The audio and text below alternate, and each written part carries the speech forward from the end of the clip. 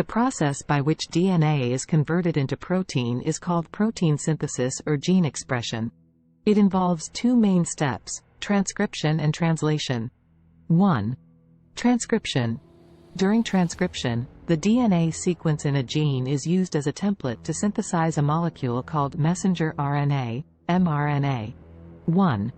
The process takes place in the nucleus of eukaryotic cells or in the cytoplasm of prokaryotic cells. 1. Here are the basic steps. 1. Initiation.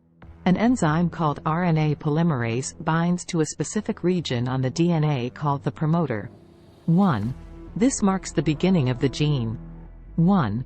The DNA double helix unwinds, and the RNA polymerase starts moving along one of the DNA strands. 2. Elongation. The RNA polymerase synthesizes an mRNA molecule by adding complementary RNA nucleotides. 2. The mRNA is built in the 5' to 3' direction, using the DNA strand as a template. 3. The RNA nucleotides, adenine, cytosine, guanine, and uracil, pair with their complementary counterparts. Thymine is replaced by uracil in RNA, on the DNA. 3.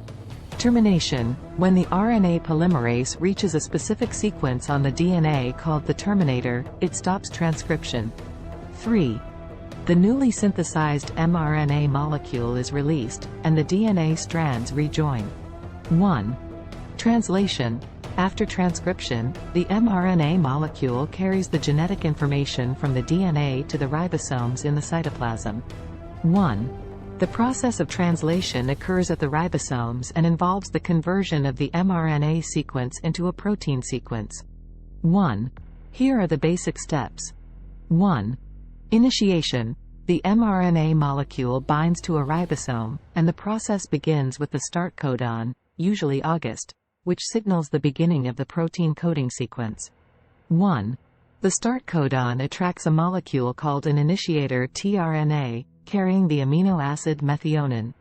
2. Elongation.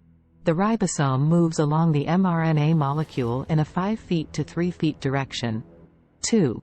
Each codon, a set of 3 nucleotides, on the mRNA is recognized by a complementary anticodon on a specific transfer RNA, tRNA, molecule. 2. The tRNA carries the corresponding amino acid. 2. The ribosome catalyzes the formation of peptide bonds between adjacent amino acids, forming a growing polypeptide chain. 3. Termination. When a stop codon, UAA, UAG, or UGA, is reached on the mRNA, it does not code for any amino acid, but instead signals the end of the protein coding sequence. 3. At this point, a release factor binds to the ribosome, and the newly synthesized protein is released. 3. The ribosome and other components involved in translation dissociate,